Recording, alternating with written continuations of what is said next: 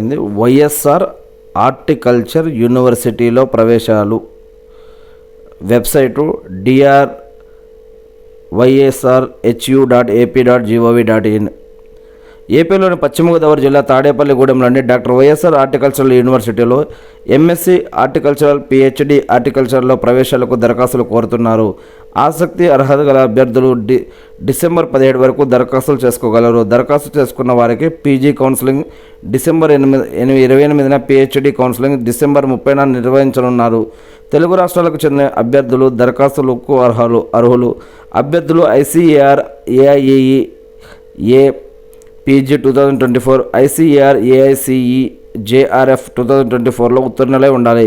MSc horticulture 2 ఏళ్ళు, PG కోర్సుల్లో fruit science, vegetable science, floriculture, landscaping, plantation,